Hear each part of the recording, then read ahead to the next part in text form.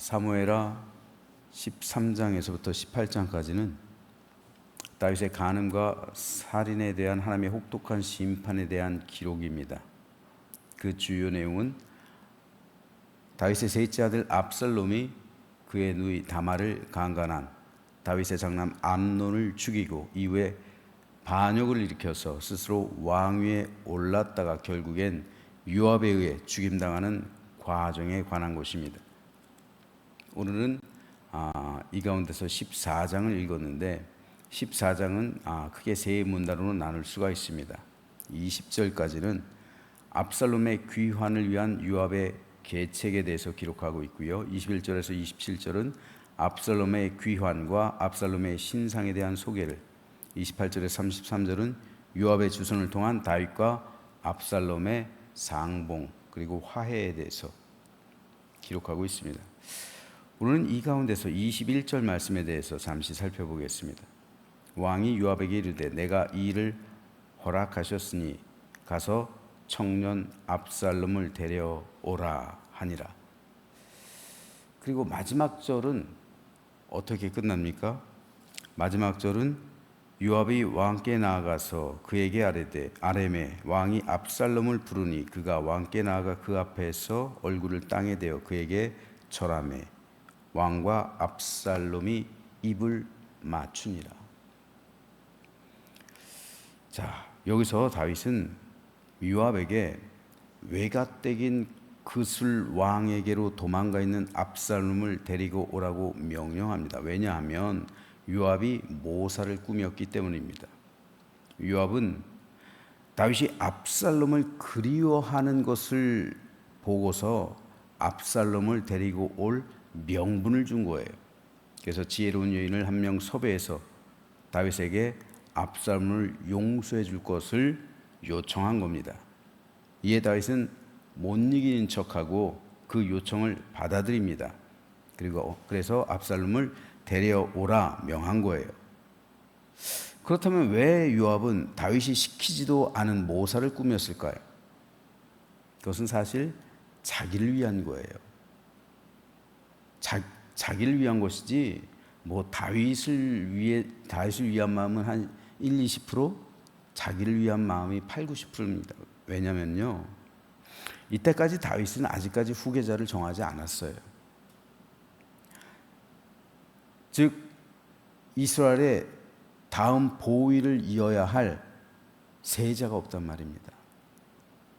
확실하게 말을 하지 않았어요.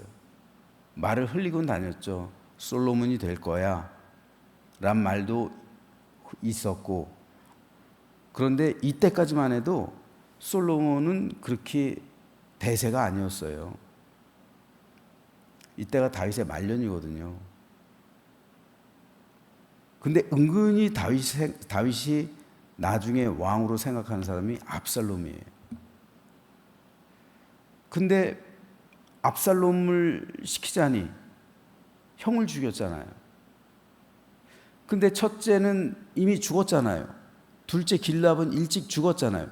실질적으로 왕위를 이을 장남은 압살롬이에요. 셋째. 그러니까 왕위 순위에 있어서 가장 앞선 사람이 압살롬이라고요. 솔로몬은 이때까지는 아직 굉장히 어렸죠. 압살롬을 다윗이 후계자로 염두에 두고 있는 거예요. 이것을 잘 아는 요압은 모사를 꾸며서 다윗에게 압살롬과 화해할 명분을 준 거예요.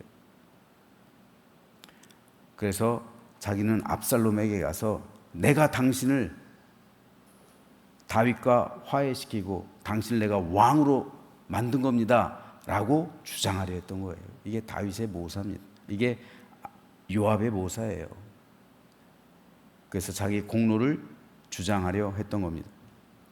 근데 결과적으로 볼 때 요압이 꾸민 모사로 인해서 다윗의 생명은 위태로워집니다. 압살롬이 반역을 일으켰기 때문이죠. 의외로 이 반역에 가담한 사람이 적지 않았습니다. 그래서 다윗은 맨발로 예루살렘 성을 빠져나가서 광야로 도망갑니다. 이 부분에 대해서는 이제 내일 말씀드릴 텐데요. 압살롬은 왕이 되었음을 선포하고서 백주의 다윗의 후궁들과 동침하죠. 다윗이 저지른 밧세바와의 간음에 대한 하나님의 보응이었던 겁니다. 너는 은밀히 행했지만 나는 모든 사람 앞에서 공개적으로 이것을 보여줄 것이다. 심판을 말씀하셨는데 그 심판이 그대로 이루어진 겁니다. 하지만 압살롬의 반란은 실패로 돌아가죠. 그리고 아이러니하게도 압살롬은 요압에 의해서 죽어요. 요압이 데리고 왔는데 요압이 압살롬을 죽여요. 이에 압살롬을 자신의 후계자로 생각하고 있었던, 공개적으로 말하진 않았지만, 그러니까 요압이 이 마음을 알고 데리고 온 거잖아요. 다윗의 마음이 무너져 내린 거예요. 다윗으로선 이제 다윗이 살면 얼마나 살겠냐 생각한 거죠. 사실 압살롬의 반란 이후에 다윗은 7년밖에 더 못 살아요. 다윗의 말년에 있었던 거예요. 7년 후에 다윗은 죽어요. 그러니까 다윗의 말년에 압살롬을 후계자로 생각하고 있는 거예요. 그러니까 압살롬이 죽었을 때 다윗이 통곡을 한 거예요. 내가 차라리 너 대신에 죽었어야 되는데, 내가 왕 있어봐야 얼마나 더 있는다고. 그래서 이제 내일 새벽에 말씀드리겠지만, 다윗이 예루살렘을 빠져나간 이유도 압살롬에게 어쩌면 왕위를 선위하려는 그런 것도 있었을 수도 있어요.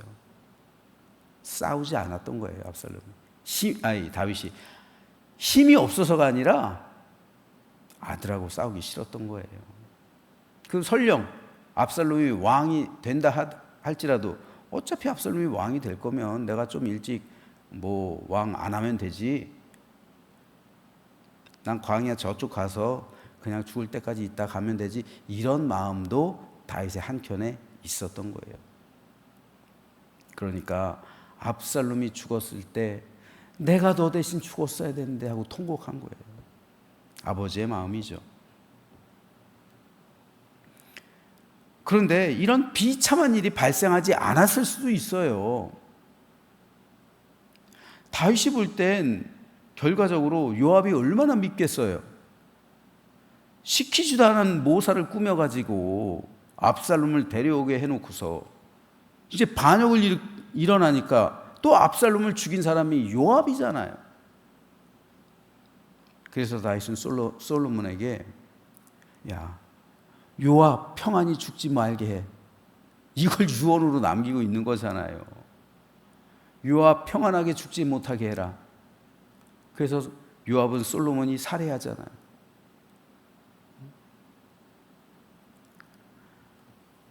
그러나 이것보다 더 중요한 문제의 본질이 있습니다.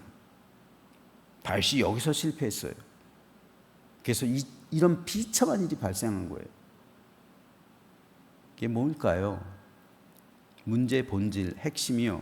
그거는 다윗이 압살롬이 회개하지도 않았는데 용서해주고 화해한 거예요. 이게 문제예요. 아무리 요압이 모사를 꾸며서 압살롬을 데려오라는 명분을 줬어도 압살롬이 그 일에 대해서 진심으로 회개하고 반성하며 어떤 처벌이든 받겠다는 마음이 없다면 압살롬을 데려와서는 안 돼요. 압살롬이 오늘 본문 마지막에서 뭐라고 말해요? 그 일이 죄가 된다면 나를 죽이십시오.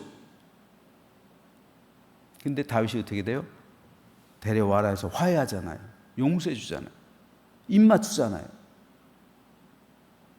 압살롬은 회개하지 않는 거예요. 내가 뭘 잘못했는데? 잘못은 형이 한 거지. 암논이 한 거지. 그리고 암논을 징계하지 않은 아버지한테 있는 거지. 아버지가 암논을 죽이진 못할지라도 적어도 암논에게 어떤 징계를 내리셨어야지. 아무 징계도 없이 이대로 넘어갈 수는 없는 거 아니야. 그러니까 내가 죽였다. 그게 죄가 된다고? 그게 죄가 된다면 날 죽이십시오. 당당한 거예요. 이게 당당한 거예요. 압살롬은 회개하지 않는 거예요. 내가 뭘 잘못했는데. 회개하지 않는데, 자신의 잘못을 반성하지 않는데 용서해 준 게 문제가 되는 거예요. 이게 문제인 거예요.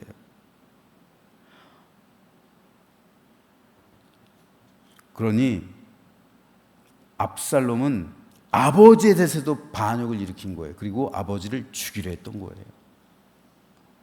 이건 아주 중요합니다. 하나님은 분명 사랑의 하나님이에요. 그래서 모든 죄를 용서해 주십니다. 그런데 조건이 하나 있어요. 용서는 하는데 조건이 있어요. 회개입니다. 하나님은 인류를 너무 사랑하셔서 독생자 예수 그리스도의 생명을 우리에게 주실 정도로 사랑하셔요. 그래서 예수님의 십자가에서 자기 가슴을 치며 자기 죄를 고백하는 사람에겐 예수 그리스도의 보혈이 그 모든 죄를 덮어서 용서해 주시고 하나님의 자녀로 삼아 주세요. 이것이 구원이고 생명입니다. 우리가 구원받기 위해선 그러므로 한 가지, 회개를 통해서 구원받는 거예요. 우리가 구원받기 위해서 우리 공로 아무것도 없어요. 아무것도 안 해도 돼요. 그러나 한 가지가 반드시 선행되어야 되는데 그게 바로 회개입니다. 그리스도의 보혈은 온 인류에게 흘러요. 모든 사람에게. 그런데 회개하지 않은 사람은 구원받지 못해요. 회개한 사람만 구원받는 거예요. 이것이 구원의 딱 한 가지 조건이에요. 사람이 해야 될 거예요. 그래서 예수님께서는 복음을 전하실 때 이때부터 예수께서 비로소 전파에 이르시되 회개하라 천국이 가까이 왔느니라 말씀하신 거예요. 천국은 회개한 사람만 들어갈 수 있는 곳이에요. 또 너에게 이르노니 아니라 너희도 만일 회개하지 아니하면 다 이와 같이 망하리라 선포하신 거예요.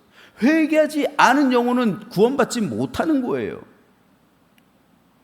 사도 요한도 이렇게 말합니다.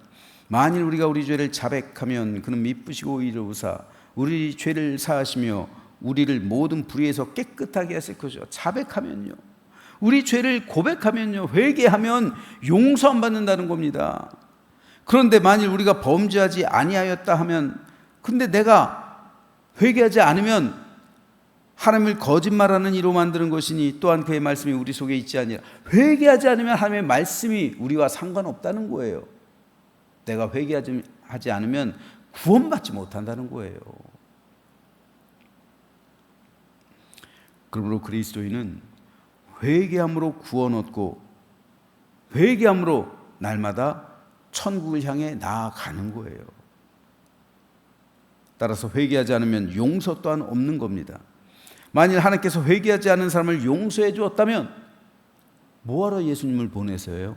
뭐하러 그 아들 독생자 예수 그리스도의 생명을 희생시키십니까? 그냥 모든 죄 그냥 없어 모든 죄 다 없는 거야 하고서 그냥 다 천국으로 가면 되죠. 근데 천국은 죄가 있는 사람이 갈 수가 없잖아요. 그러니까 예수님의 십자가 구속이 필요한 거예요. 그렇기 때문에 자신이 죄인임을 고백하고 회개한 사람만이 천국 가는 거예요.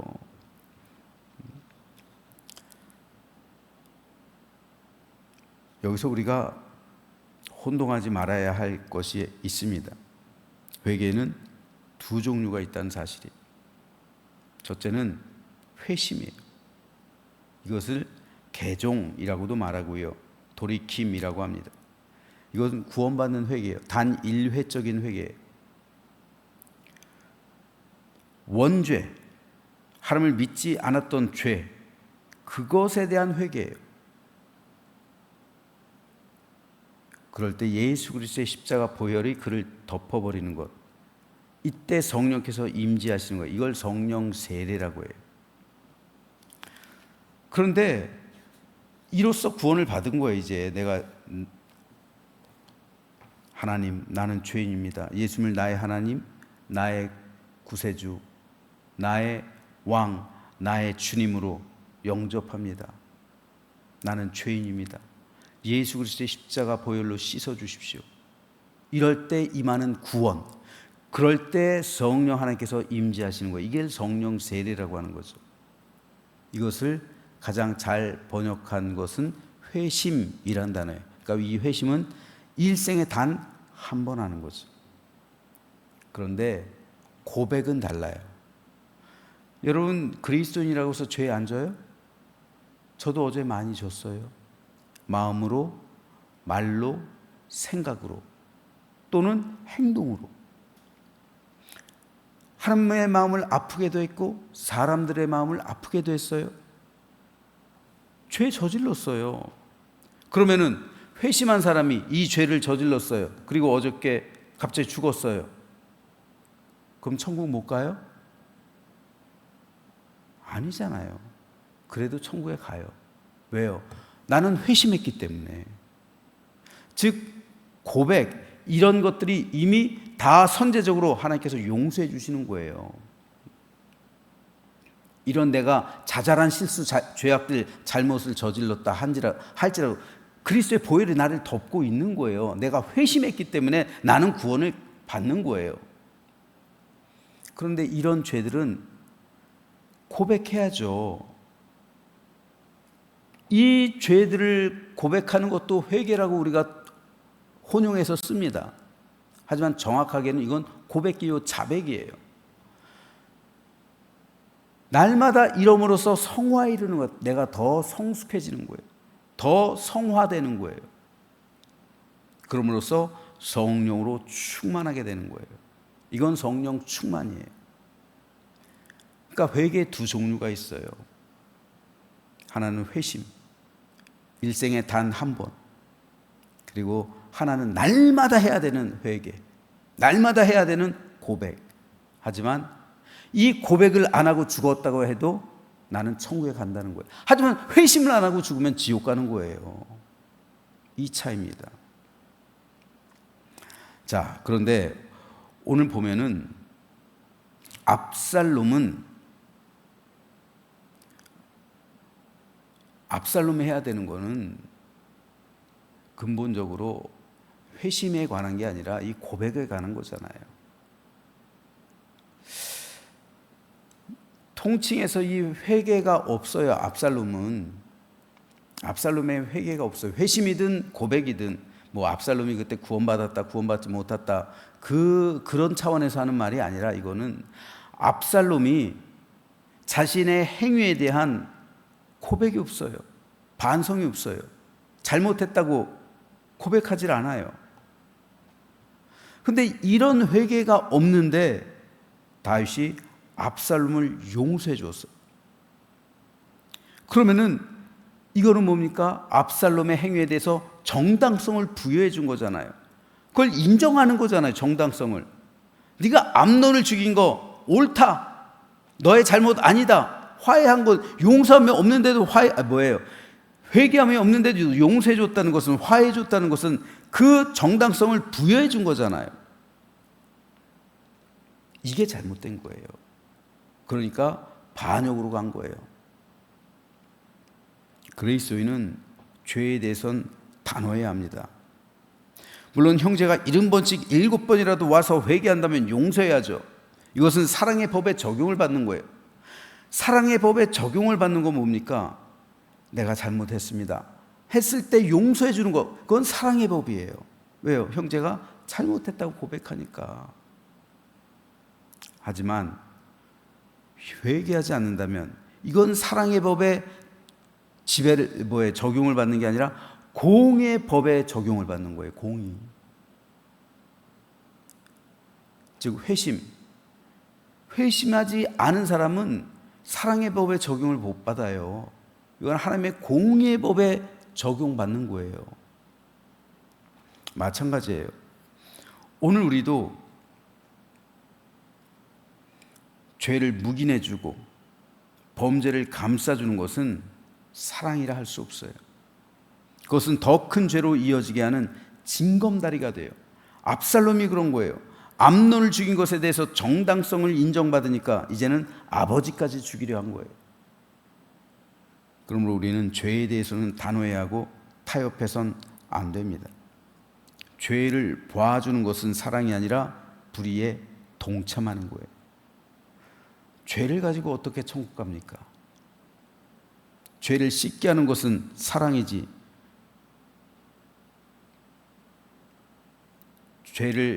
죄를 씻게 하는 것이 사랑이죠.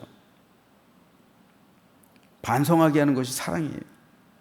죄가 남아있게 하는 것은 오히려 그 영혼을 죽이는 거예요.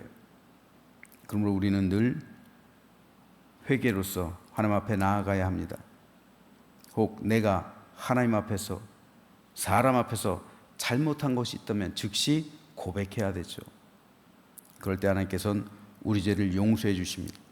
우리 역시 회개한 형제 자매를 용서해 줄 때 하나님의 평화와 안식이 우리 안에 임하는 거예요. 그럴 때 하나님 나라가 우리 가운데 임한다는 사실을 믿으시면서 하나님 앞에서 순결하고 거룩한 믿음의 삶을 살아가는 우리 모두가 되시기를 주님의 이름으로 축원합니다.